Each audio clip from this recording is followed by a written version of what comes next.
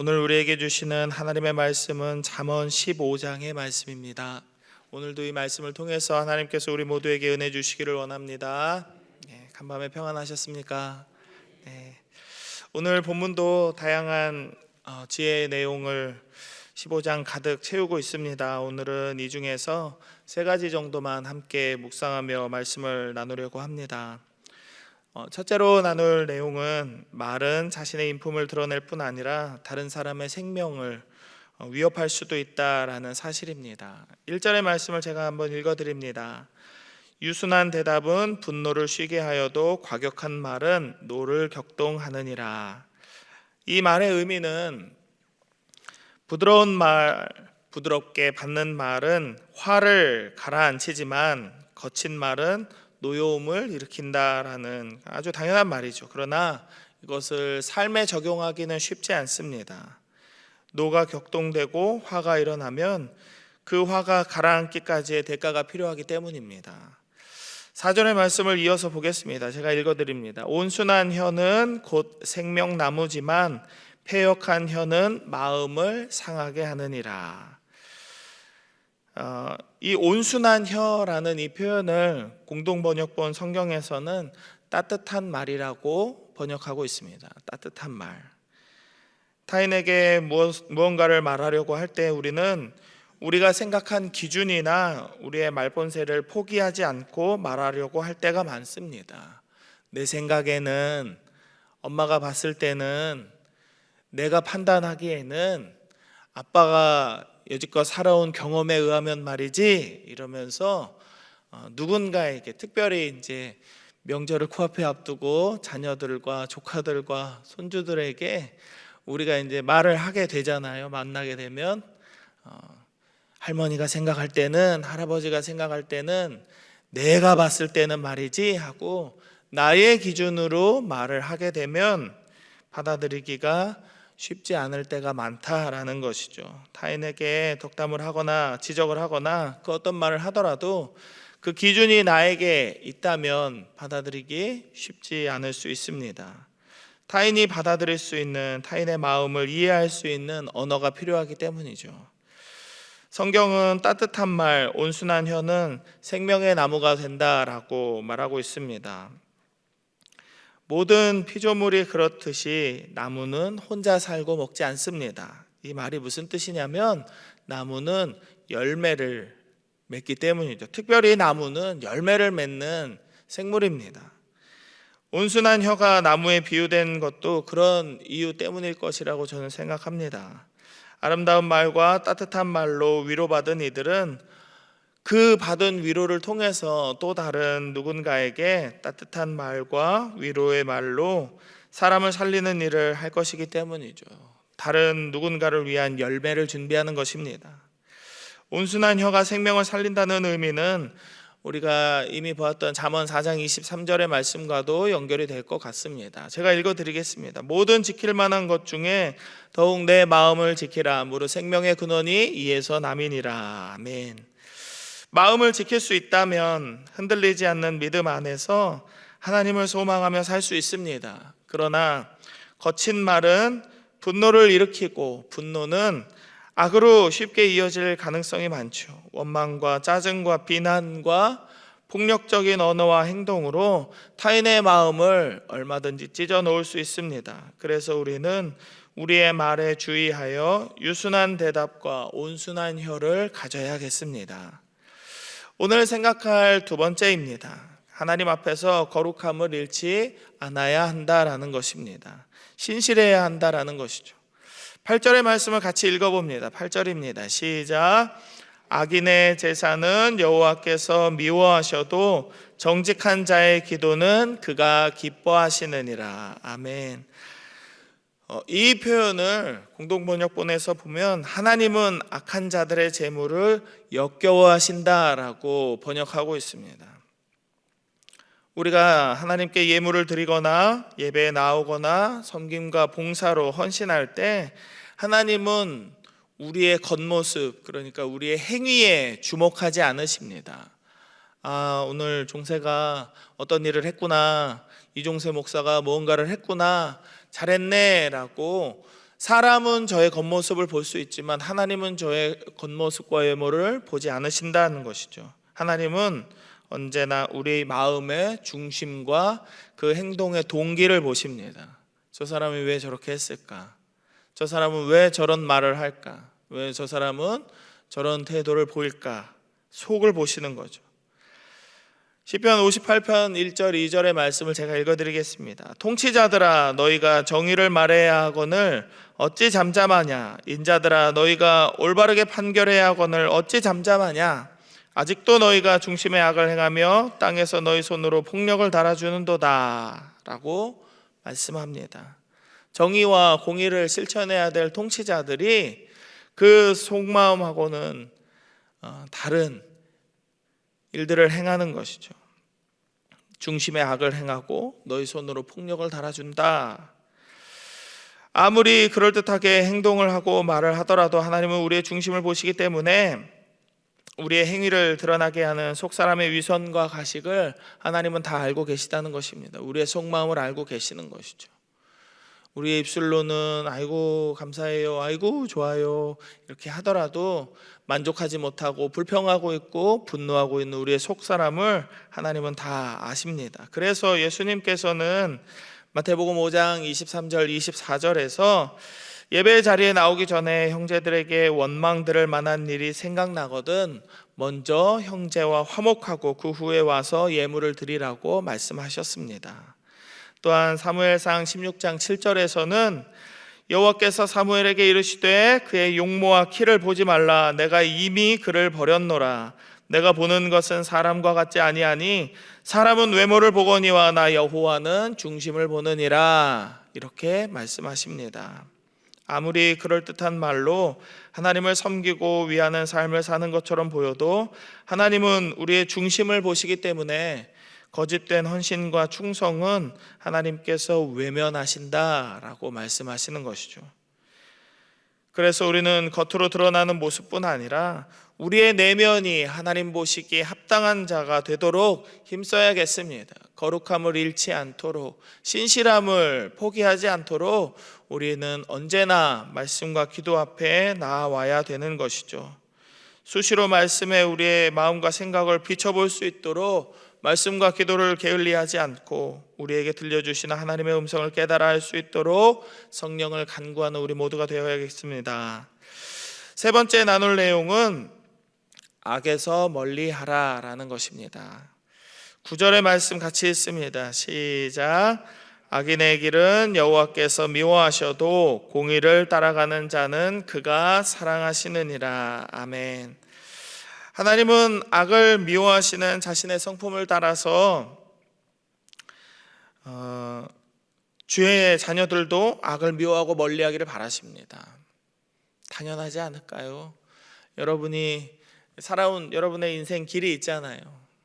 그래서 어떤 것은 후회가 되는 것이 있고 어떤 것은 그래 내가 이것만큼은 잘했어 라고 생각하는 여러분의 어떤 좋은 사람, 좋은 삶의 여러분들만의 기준이 있잖아요. 여러분들의 자녀를 바라볼 때, 손자, 손녀들을 바라볼 때 아이고 너희들도 이렇게 살았으면 좋겠다 하는 그런 게 있잖아요. 자녀를 볼 때 좋은 것을 물려주고 싶은 마음은 다 똑같은 것 같습니다. 하나님께서도 우리를 보실 때 그러지 않을까요? 하나님께서 거룩하시기에 너희도 거룩하라 라고 레위기 19장에서 이미 우리에게 말씀하셨습니다. 우리는 하나님을 닮아 하나님의 성품을 배워가며 우리는 거룩해야 되겠습니다. 악을 미워하고 떠나기를 바라는 것이죠. 그러나 태초의 타락 이후에 모든 인간은 죄성을 가진 자들로서 본질상 진노의 자녀가 되어버렸습니다. 하나님은 우리에게 그렇게 살기를 바라십니다. 그러나 우리의 속사람은 자꾸 죄를 향해 가고 있어요. 죄를 향해 갑니다. 제가 어제 월차를 하루 쓰고 저희 서울에 아버지 댁에 잠깐 다녀왔어요. 성묘하러. 그런데 제가 아버지랑 같이 지금 아버지 살고 계시는 집으로 서울 중곡동이라는 곳이거든요. 거기에 이사를 갔을 때가 2004년인가 그런데요. 그때만 하더라도 집 앞에 거기 이렇게 줄이 그어져 있지 않은 이면도로니까 자기 집 앞에 자기 차 대는 게 이상하지 않았어요. 전혀 이상하지 않았습니다. 그런데 이제 제가 사역하고 결혼하면서 이제 집을 떠나서 살게 되니까 그 동네가 좀 약간 변했더라고요. 막 신고해요.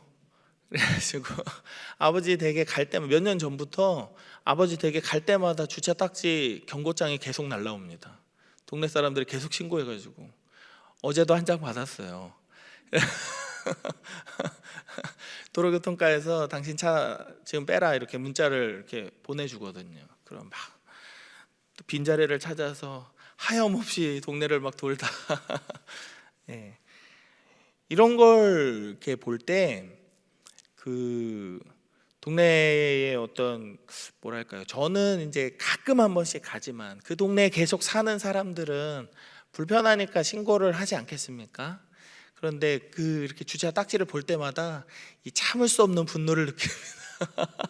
동네에서 야박하게, 우리 광양은 가로로 대놔도 뭐라고 안 하는데 이 야박한 서울 것들 이러면서 막 이렇게 막 우욱하고 막 올라와요. 근데 잠잠히 이렇게 생각을 해보면 365일 중에 저는 뭐 기껏해야 뭐 한 3일 4일, 그것도 몇 달에 한 번 이렇게 하루씩 올라가서 자고 오는데 거기서 내내 사는 사람들은 그게 얼마나 불편할까. 이렇게 자기 집 차 돌릴 때 집 맞은편 집에서 신고하는 건지 어쩐지는 잘 모르겠지만 아무튼 불편하니까 하겠죠. 그런데 그런 걸 알고 있으면서도, 제가 목사라는 사실을 제가 제일 잘 알잖아요. 그러면서도 그 주차 교통과 누가 보냈는지 모르지만 좀 그러네요. 이래서 막 괜히 보지도 않을 문자를 막 답장을 하고 분을 막 못 참겠더라고요. 그런데 생각을 해보면 그럴 만한 일이다라고 생각이 됩니다. 우리는 다 그런 본질상 진노의 자녀잖아요. 화가 나는 일이 있으면 그 분을 돌려줘야 조금이라도 우리의 분이 풀리고, 듣지 못한다고 하더라도 아예 애초에 보지도 않을 문자에 답장도 한번 해보고 그래야 내 속이 좀 풀리는 것 같고, 우리는 본질상 진노의 자녀이기 때문에 그런 것 같습니다. 그래서 하나님께서는 언제나 말씀으로 우리를 훈계하시고 수많은 선지자들과 하나님의 사역자들을 통해서 우리를 진리 가운데로 부르고 계십니다. 악은 교만함에서 출발합니다. 자신이 하나님과 같이 될 수 있다는 생각, 바로 그 생각이 우리를 교만하게 만들고 겸손함에서 멀어지게 합니다. 아담이 그랬고 오늘을 살고 있는 지금의 우리가 그렇습니다.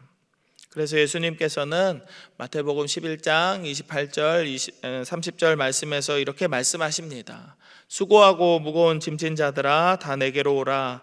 내가 너희를 쉬게 하리라. 나는 마음이 온유하고 겸손하니 나의 멍에를 메고 내게 배우라. 그리하면 너희 마음이 쉼을 얻으리니 이는 내 멍에는 쉽고 내 짐은 가벼움이라 하시니라. 이렇게 말씀하셨습니다. 겸손하게 사는 것, 말씀에 순종하며 따라가는 것, 그것은 멍에처럼 보입니다. 멍에는 세상적인 기준으로 봤을 때는 무거운 일이고 고통스러운 일이고 자유를 구속당하는 속박의 상징입니다. 그러나 실상은 우리를 살리시고 끌어가시는 하나님의 은혜인 줄 믿으시기 바랍니다. 21절의 말씀 같이 한번 읽어봅니다. 오늘 본문 21절 시작. 무지한 자는 미련한 것을 즐겨하여도 명철한 자는 그 길을 바르게 하느니라. 아멘. 명철한 자의 길은 하나님을 따르는 길입니다. 그 길을 비추시는 하나님의 은혜를 사모하는 길입니다. 그래서 지혜를 따르는 사람은 그 길을 바르게 만들어 갈 것입니다. 악에서 떠나지 않은 자, 자신의 지혜와 자기 마음을 믿는 자들은 하나님을 멀리합니다. 악에서 떠나지 않은 자, 그렇죠. 악에서 떠나지 않은 자는 하나님을 멀리합니다. 그러나 33절의 말씀처럼 여호와를 경외하는 것은 지혜의 훈계이기 때문에 겸손을 통하여서 존귀를 바라볼 수 있게 되는 것입니다. 우리가 말씀으로 교훈을 얻고 지혜를 얻으면 하나님을 경외하게 되고 겸손을 배우고 그렇게 실천하며 살게 되면 하나님께서 존귀와 영광을 우리에게 허락하신다는 것입니다. 말이 안 되는 일이죠. 겸손하게 살면 하나님께서 존귀와 영광을 주신다. 세상적인 기준하고 맞지 않습니다. 그러나 하나님께서 우리에게 주신 약속이기 때문에 이 일은 우리에게 일어날 것입니다.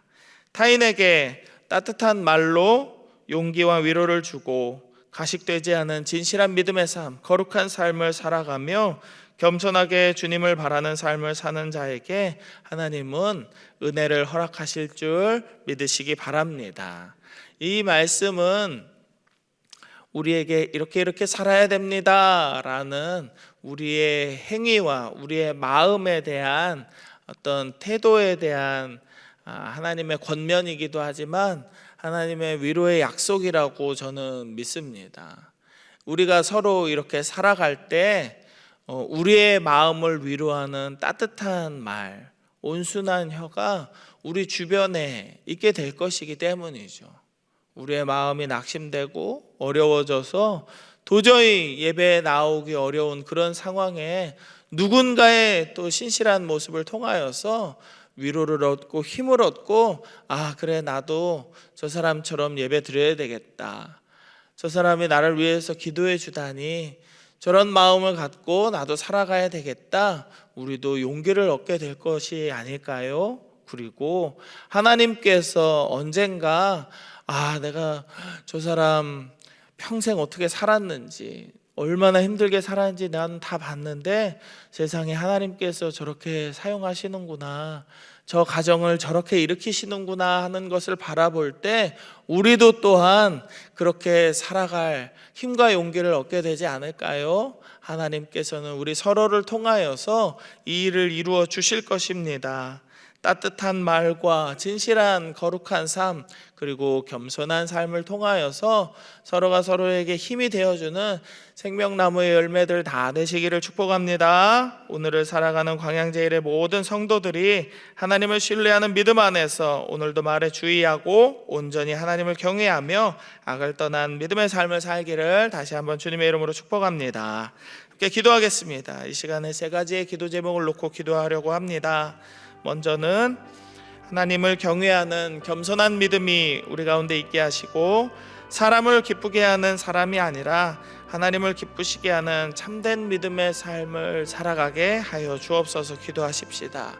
두 번째로는 교회에서 진행되는 모든 사역 안에 하나님께서 기름 부어주시고 섬기는 모든 이들에게 힘과 능력을 더하여 달라고 기도하시기 바랍니다. 그리고 세 번째는 우리 담임 목사님의 건강을 회복시켜 주시고 그 가정 안에 사역 안에 평안으로 기름 부어 주옵소서. 이 세 가지를 놓고 함께 기도하며 나아갑니다. 하나님, 오늘도 말씀 앞에 나와 이 하루를 하나님의 은혜를 사모하며 살아갈 수 있도록 은혜 주심에 감사를 드립니다. 우리가 읽은 이 말씀의 내용처럼 하나님, 우리가 하나님을 경외하는 겸손한 믿음을 가지고 살게 하시고 하나님께서 우리를 그렇게 사랑하시며 우리에게 베풀어 주시는 하나님의 은혜를 기억하며 우리도 타인에게 유순한 대답으로 겸손한 말로 신실한 삶으로 하나님 서로와 서로를 위로하며 힘과 용기를 나누어 주며 살아가는 믿음의 공동체 광양제일교회를 이루어가게 하여 주시옵소서. 하나님, 우리가 살아가는 모든 삶의 순간 가운데 사람을 기쁘게 하려는 가식적인 삶을 살지 않기를 원합니다. 거룩하고 신실하고 참된 믿음의 삶을 살기를 원합니다.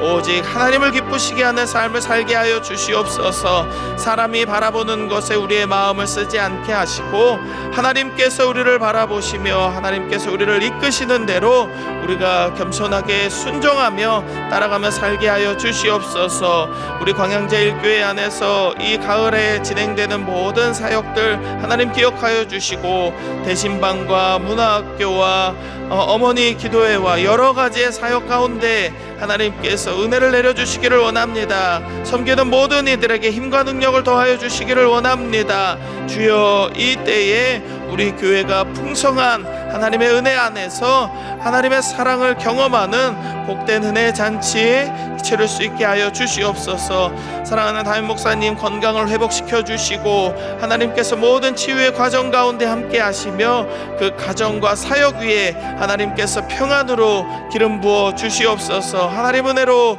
인도하여 주시옵소서. 하나님, 오늘을 살아가는 광양제일의 모든 성도들의 삶이 풍성한 은혜 가운데 있게 하여 주시옵소서. 우리의 입술에 있는 말과 우리의 언어가 온순한 혀, 따뜻한 말이 되어서 사람을 살리는 말을 전하는 복의 통로가 되게 하여 주시옵소서. 사람이 아닌 하나님 앞에서 거룩하고 신실한 믿음의 삶을 살게 하여 주시고 언제나 우리를 이끄시는, 우리와 멍에를 함께 짊어져 주시는 예수님의 말씀을 따라 우리가 순종하는 믿음의 삶을 살게 하여 주시옵소서. 그래서 하나님께서 우리의 삶을 통하여 하나님의 영광을 비춰 주시고 언젠가 우리의 때에 하나님의 은혜와 존귀를 베풀어 주실 줄로 믿습니다. 하나님, 낙심하지 아니하고 절망하지 아니하고 오늘도 이 믿음 안에서 굳건하게 믿음을 지키며 살아내는 우리 모두가 되게 하여 주시옵소서. 이 가을 학기 교회에서 진행되는 모든 사역 안에 기름을 부어 주옵소서. 하나님의 성령을 충만하게 하여 주옵소서. 그래서 섬기는 모든 이들에게 힘과 능력을 더하여 주시고 함께하는 모든 성도들과 이 지역의 많은 이들에게 하나님의 은혜를 베풀어 주시옵소서. 그래서 생명을 살리시고 생명의 주인 되신 하나님을 모두가 바라보며 하나님 앞에 영광 돌릴 수 있는 우리가 되게 하여 주시옵소서. 하나님, 사랑하는 담임 목사님의 건강을 회복시켜 주옵소서. 치료의 과정 가운데 하나님께서 은혜를 베풀어 주시고 좋은 의사 선생님을 만나서 하나님 이 치료의 과정이 다 마치는 그날까지 아무런 실수와 오진 없게 하시고 하나님께서 베풀어 주시는 힘과 능력으로 말미암아 이전보다 더욱더 튼튼한 몸과 마음으로 온전히 그 사역의 자리를 잘 지키고 목양을 잘 감당하실 수 있도록 목사님을 붙들어 주시옵소서. 그 가정 안에도 평안을 허락하시고 그 사역 위에도 기름 부어 주시어서 하나님 그 누구보다 충만한 성령의 능력으로 사람의 생명을 살리는 하나님의 말씀을 전하는 복음의 사역자로 온전하게 서게 하여 주시옵소서. 오늘 살아가는 광양제일교회 모든 성도들의 기도와 하나님 앞에 간구하는 우리의 신음을 들으시는 하나님께서 우리의 아버지가 되심을 믿습니다. 우리가 하나님 앞에 드리는 이 기도에 응답하여 주시고 우리 모두의 마음에 평안함을 허락하여 주옵소서. 모든 것 감사드리며 거룩하신 예수 그리스도의 이름으로 기도드립니다. 아멘.